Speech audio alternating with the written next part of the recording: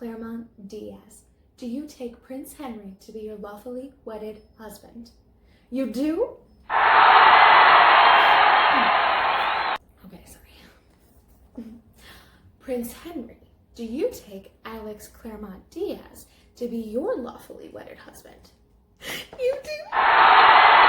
It's a wedding. That's it. That's the video. Bye. Just kidding, I'm back. Hey everyone, it's your friend Shannon. Today I'm going to be reviewing Red, White, and Royal Blue by Casey McQuiston. So most of this video is going to be kind of like spoilery. I honestly don't have like a bunch of hot takes on this book. I thoroughly enjoyed this book. It's definitely getting a lot of hype. It's definitely being talked about like within the young adult community and outside of it. Basically, if you're a part of BookTube at all, you've heard of this book. Or if you're in the reading community at all, you've heard of this book. So I'm gonna do like a brief rundown of what it's about in case you haven't heard about it.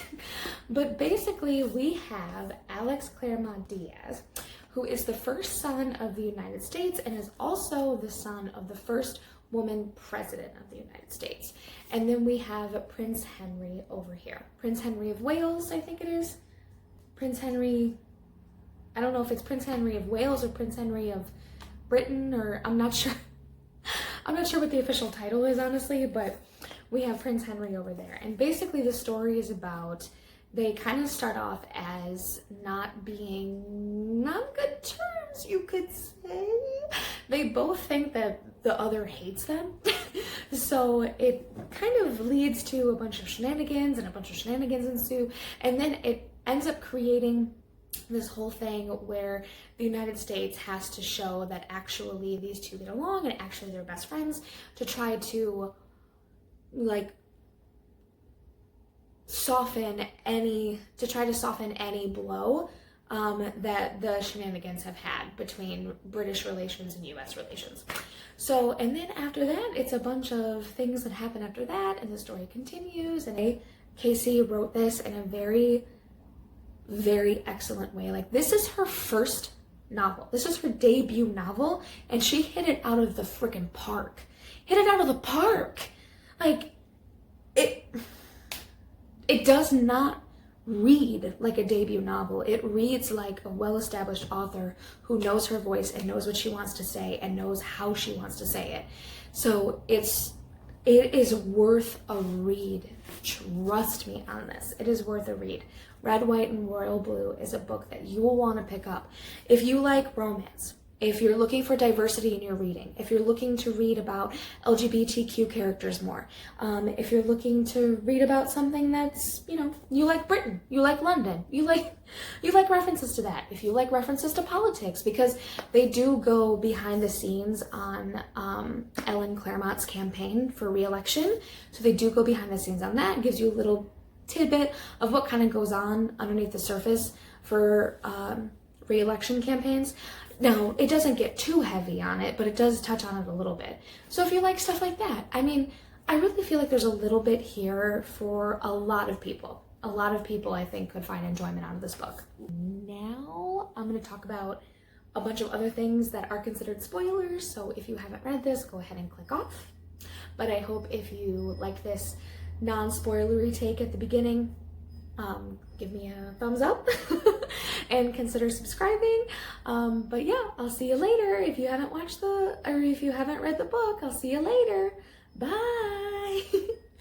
Okay, so for everyone who has read the book, or for anyone who doesn't care if they get spoilers, first of all, can I just tell you, this book made me feel single. And I don't appreciate that, Casey McQuiston, because I'm out here trying to be a strong, independent woman, you know, trying to like get those gains. And you go and you write something like this, which makes me feel like being in a relationship sounds kind of fun. Like, let me think about that. That actually sounds interesting. Maybe I can get down with that.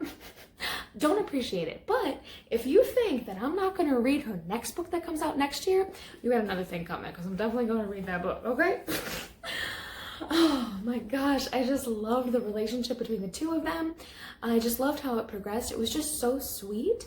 I loved how Alex was really kind of like the energetic, sort of all over the place kind of force of nature. And then Henry was more this like reserved person. He didn't really feel comfortable stepping into his own skin for basically the entire book until we got to the end of it, and then he's fighting for like agency from the crown, which is so funny because I don't know if you've been keeping up with the news, but Prince Harry and Meghan Markle have announced that they're stepping down from some of their royal duties, so they're also seem to be fighting for agency, which is just like, Casey McQuiston, did you do this? Did you do this?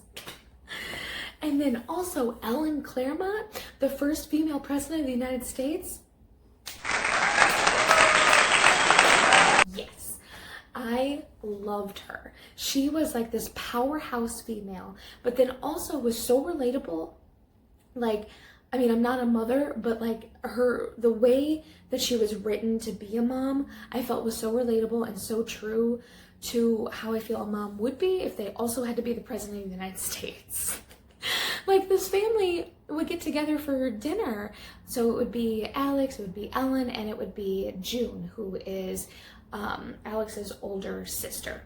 And they would get together for family dinner and stuff still, as much as they possibly could, because, you know, she's like running the country and everything. But I thought that was so cute. I just loved how they had that. And then you've also got Nora, who is actually the daughter of the Vice President of the United States. And so Nora, June, and Alex are known as the White House Trio. And so their friendship is just really, really awesome, like a tight-knit group of people. Now what's funny is, like, you think about it and you think, yeah, if I was at the White House and I was related to either the president or the vice president, or I was the child of either the president or vice president, and whoever else, the president or the vice president, whichever one I was, there were also children of the White House, then you might feel like you're forced together and you're forced to almost become friends.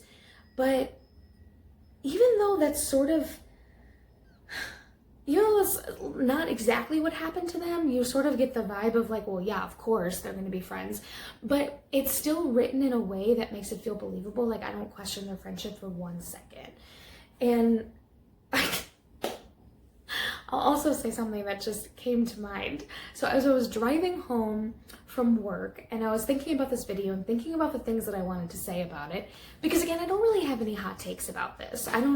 When I did my review of Again But Better by Christine Riccio, I kind of had some maybe not so popular opinions or some maybe potentially controversial thoughts.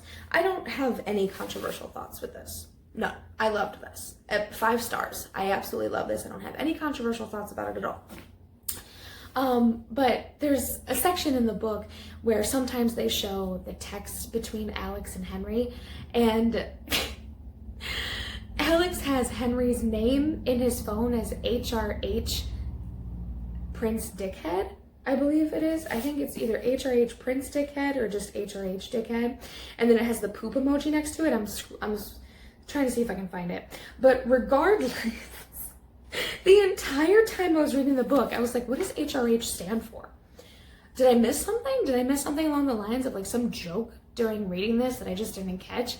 No, it stands for His Royal Highness. I can't believe I didn't catch that. What? The whole time I was reading the book. All 421 pages. No clue what HRH stood for until I was driving home trying to think about what I wanted to do in this video. And then I was like, oh, His Royal Highness. That makes sense. So I just wanted to share that as well, because I just thought that was so ridiculous.